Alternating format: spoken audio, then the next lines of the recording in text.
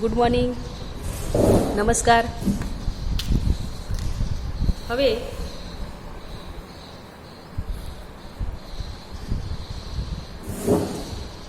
પ્રશ્ન છે એટલે કે અગાઉ જે પ્રશ્ન ચલાવ્યા હતા એમાં આપણે પ્રશ્નની ચર્ચા કરી હતી કે પ્રાચીન ભારતનો ઇતિહાસ જાણવાના પુરાવસ્તુકીય સાધનોની ચર્ચા કરો. પછી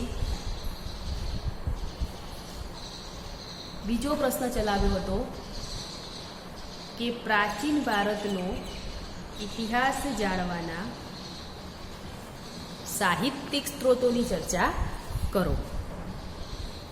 હવે આગળ પ્રશ્ન છે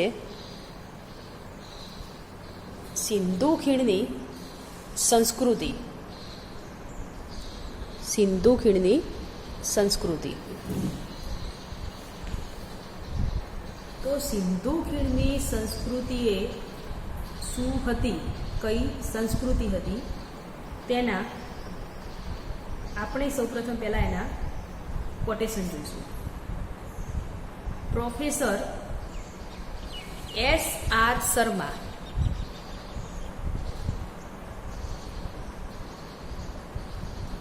S.R. શર્માના મતે સિંધુ ખીણ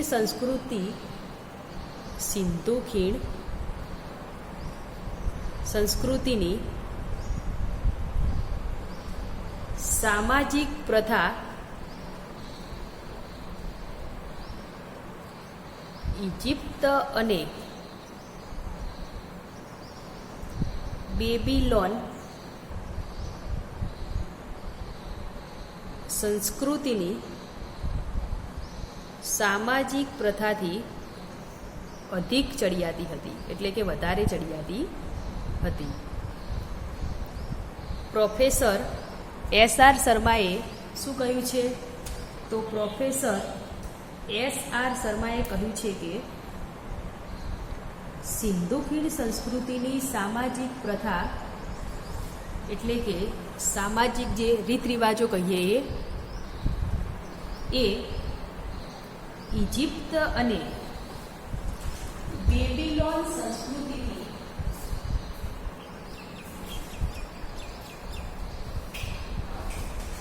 અધિક ચડિયાતી બેબીલોન સંસ્કૃતિથી એ સંસ્કૃતિ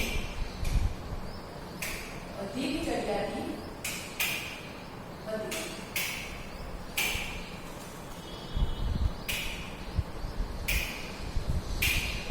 બીજું આપણે જોઈએ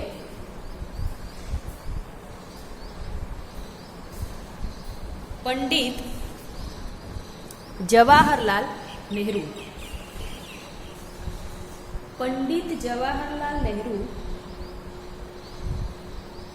નોંધે છે કે ડિસ્કવરી ઓફ ઇન્ડિયામાં એમણે નોંધ્યું છે કે આ એક દિલચસ્પ બાબત છે કે ભારતની કથાના ઉદયકાળમાં આપણો તેને એક નાના બાળકના રૂપમાં નથી જોતા. આપણે તેને એક બાળકના રૂપમાં નથી જોતા, પરંતુ તે સમયે પણ તેને એક સમજુ અને પુખ્ત તરીકે નિહાળીએ છીએ. ત્રીજું કોટેશન છે હરિદંત વેદાલંકાર. હરિદંત વેદાલંકાર નોંધે છે કે સિંધુ સભ્યતા એક ઉલ્કાપિંડની માફક લાગે છે, જે અચાનક ઉલ્કાપિંડની માફક લાગે છે, જે અચાનક અજ્ઞાત સ્થળેથી પ્રગટ થાય છે અને અત્યંત તેજ ફેલાવી દે છે. તેના વિકાસ અને અંતના વિષયમાં પણ માત્ર કલ્પના જ કરવાની હોય છે. તત્કાલીન લિપિને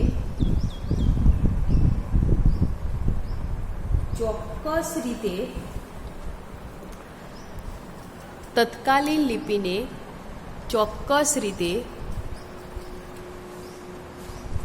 વાંચી ન શકાય ત્યાં સુધી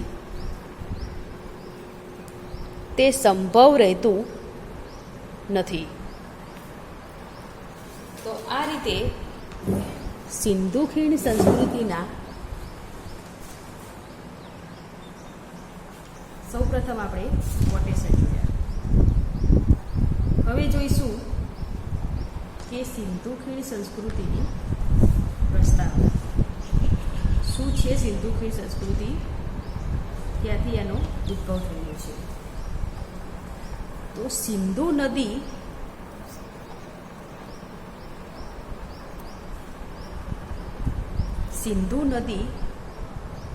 અને તેની પ્રશાખાઓના જ પ્રદેશમાં સંસ્કૃતિનો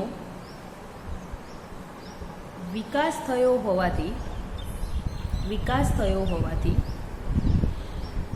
તેને સિંધુ ખીણની સંસ્કૃતિ કહેવામાં આવે છે.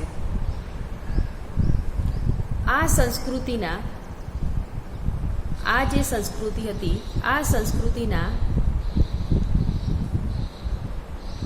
સૌ પ્રથમ અવશેષો હડપ્પા નામના સ્થળેથી ઈસવીસન 1826 અને 1856 માં મળી આવ્યા હતા. તેથી તેને હડપ્પા સંસ્કૃતિ પણ કહેવામાં આવે છે. પરંતુ આ સંસ્કૃતિના વધુ મહત્વના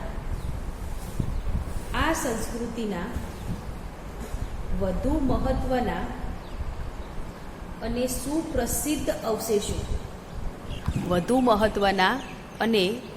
સુપ્રસિદ્ધ અવશેષો મોહેન્જો દડો નામના સ્થળેથી મળી આવ્યા છે. તેથી તેને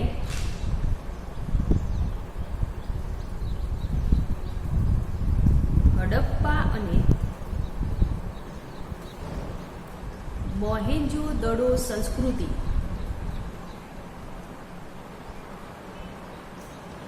એવું નામ પણ આપવામાં આવ્યું છે.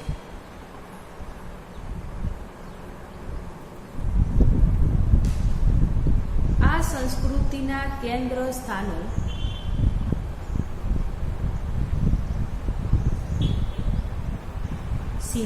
સિંધુના ખીણ પ્રદેશમાં આવેલા હોવાથી આ સંસ્કૃતિના કેન્દ્ર સ્થાનો સિંધુના ખીણ પ્રદેશમાં આવેલા હોવાથી તેને સિંધુ ખીણની સંસ્કૃતિ તરીકે પણ ઓળખવામાં આવે છે. પંજાબમાં રેલવે નાખતી વખતે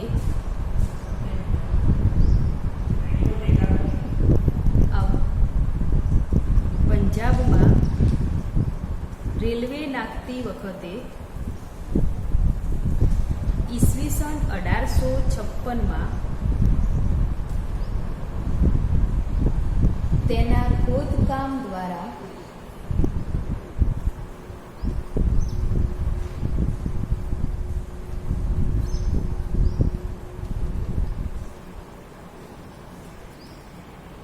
જનરલ કનિંગહામે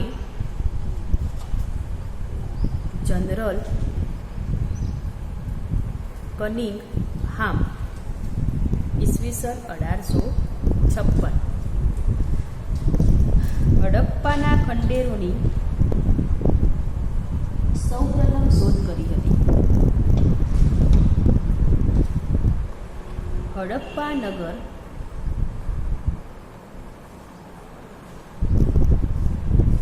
પંજાબમાં રાવી નદીના તટ પર આવેલું છે.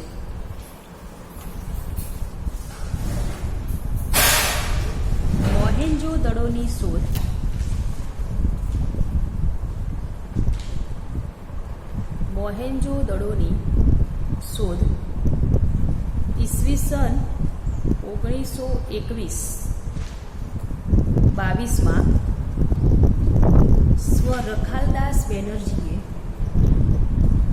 કરી હતી. હડપ્પા રાવી નદીની દક્ષિણે આવેલું છે.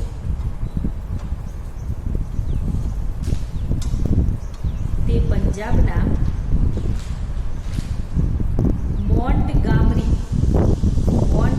જિલ્લામાં આવેલું છે.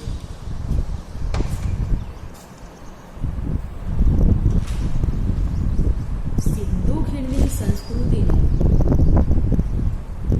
સૌથી વધુ મહત્વપૂર્ણ અને વિખ્યાત સ્થળ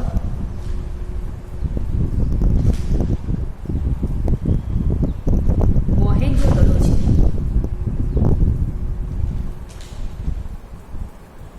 મરેલાઓનો ટેકરો એવો તેનો સામાન્ય અર્થ થાય છે.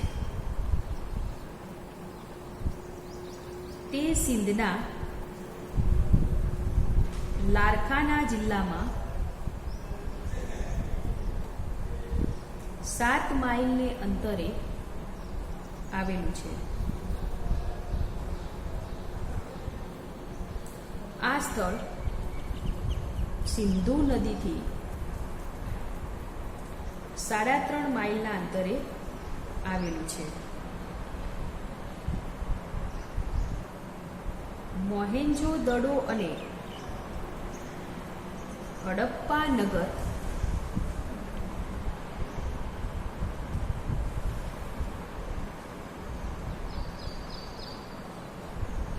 પાંચ કિમી-મીટરના હદમાં વસેલા હતા.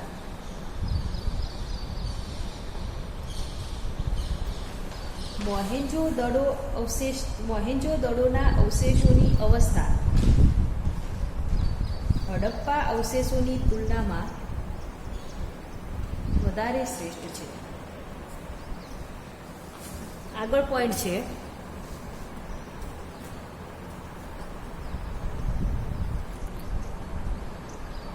વિવિધ સ્થળેથી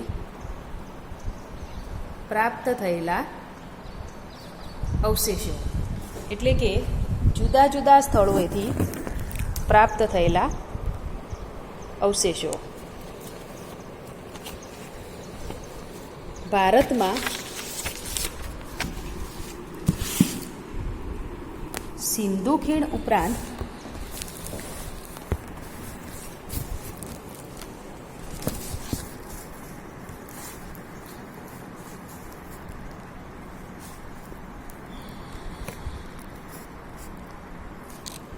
જુદા જુદા સ્થળોએથી પણ અવશેષો પ્રાપ્ત થયા છે. સિંધ પ્રાંતમાંથી આશરે 18 જેટલા સ્થળોએથી આ સંસ્કૃતિના અવશેષો મળી આવ્યા છે.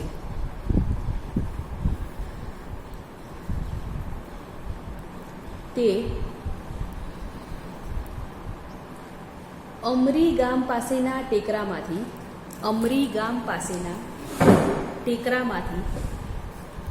અમરી સંસ્કૃતિના અવશેષો, અમરી સંસ્કૃતિ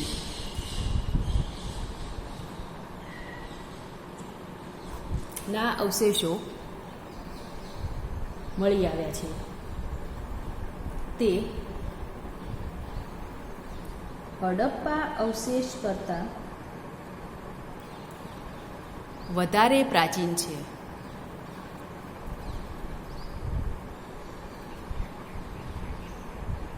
આ ઉપરાંત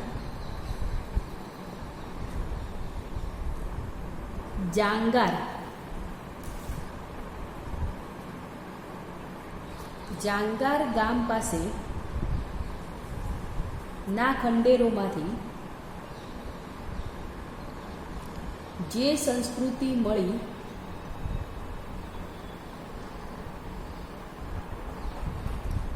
તેને જાંગાર સંસ્કૃતિ કહેવામાં આવે છે.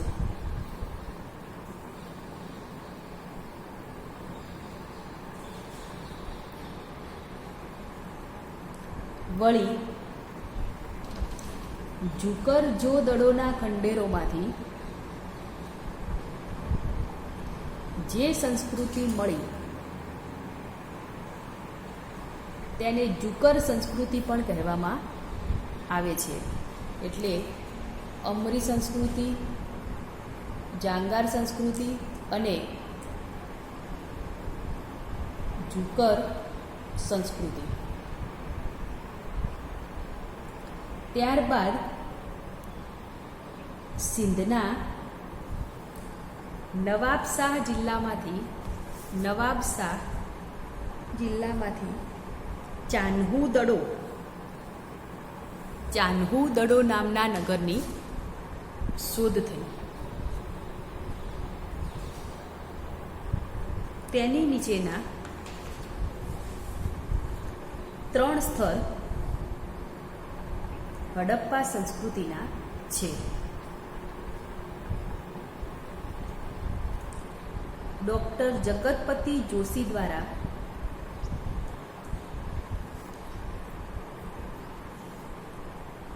ધોળાવીરાના પ્રાચીન ટીંબાની શોધ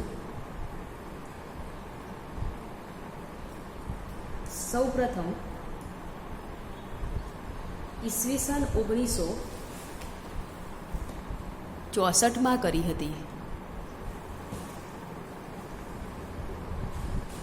તેનું ઉત્તખન ઈસવીસન 1990-91માં થયું.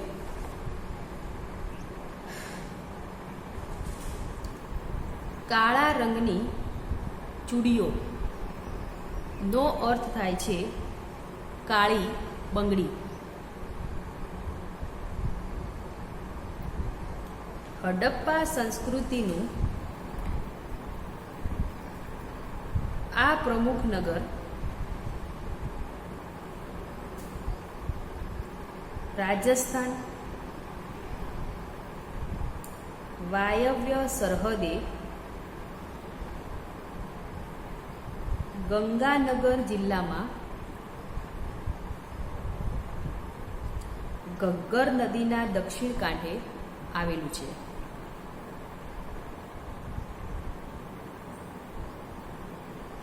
સિંધ પાસેના બલુચિસ્તાન પ્રાંતમાં ખોદકામ કરતા પ્રાચીન સંસ્કૃતિના અવશેષો મળી આવ્યા છે. તેમાં નાલ સંસ્કૃતિના અવશેષો હડપ્પા કરતાં પણ પ્રાચીન છે.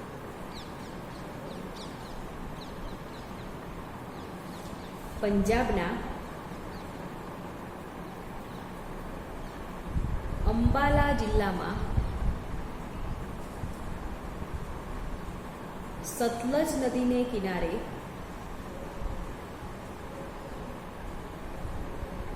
રૂપર નામના સ્થળેથી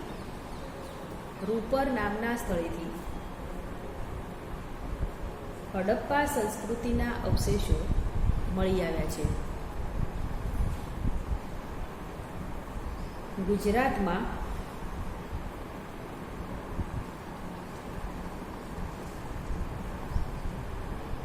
અમદાવાદ જિલ્લામાં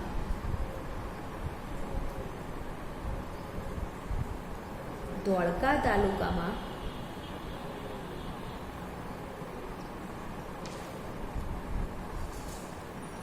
ભોગાવો નદીના કિનારે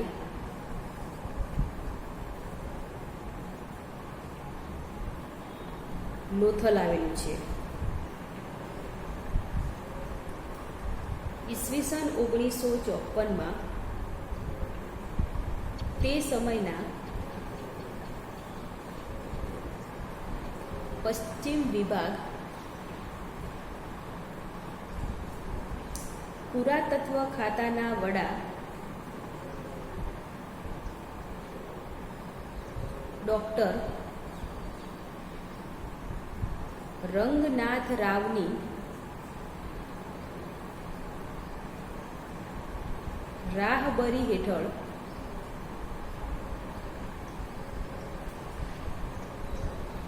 લોથલનું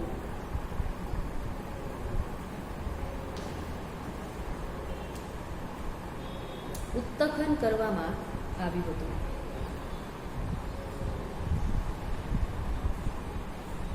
ગુજરાતમાં કચ્છમાં દેસળ પર લીમડી પાસે રંગપુર, સોમનાથ પાસે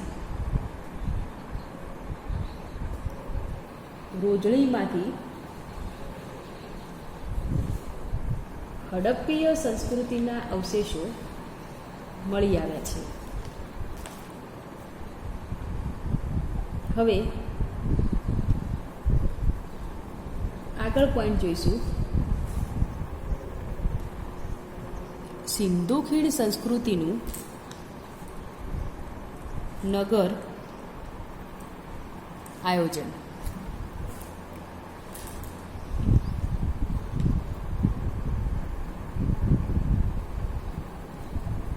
મોહેન્જો-દડોની સૌથી વધારે પહોળી સડક 10 મીટર છે, જેને રાજપથ કહેવાતું હતું.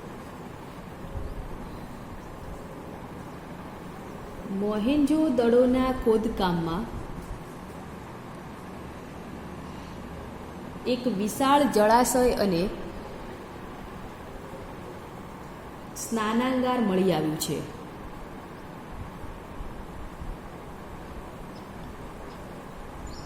આ જળાશયની લંબાઈ 39 ફૂટ, પહોળાઈ 33 ફૂટ અને ઊંચાઈ 8 ફૂટ છે.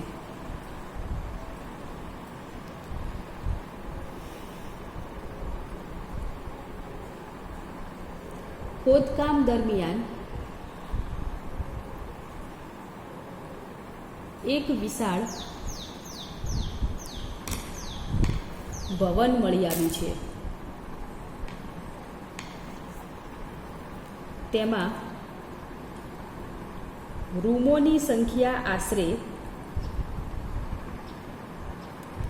30 છે. સિંધુકાળના સડકોની પહોળાઈ 8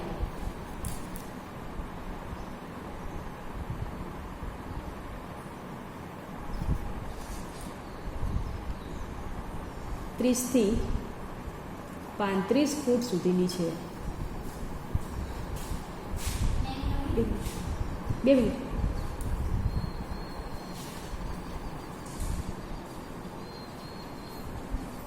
મકાનોના દ્વાર અંદરની ગલીઓ તરફ ખુલતા હતા. મોહેંજો-દડોની પહોળાઈ 3 ફૂટ સુધી, મકાનોની દિવાલોની પહોળાઈ 5 ફૂટ સુધીની હતી. સડકો સીધી અને સમકોણ મળે છે. સાર્વજનિક સભા ભવન તથા સ્નાનાગાર સિંધુકાળના સ્થાપત્ય કલાની અનુપમ કૃતિ છે.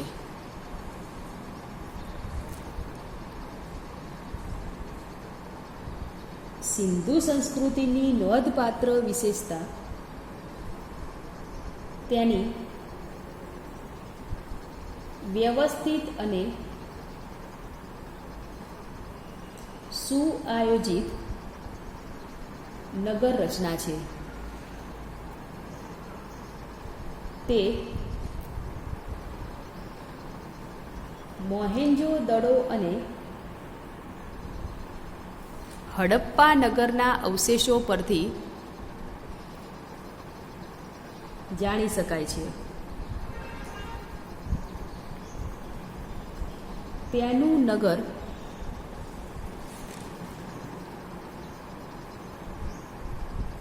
નગર આયોજન વૈજ્ઞાનિક ઢબે થયેલું માલુમ પડે છે.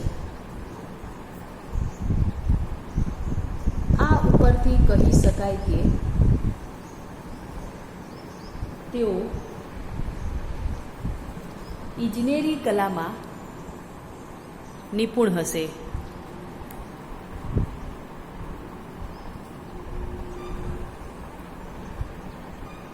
આમ આ સંસ્કૃતિની નગર રચનાની અલગ અલગ વિશિષ્ટતાઓ ધરાવે છે.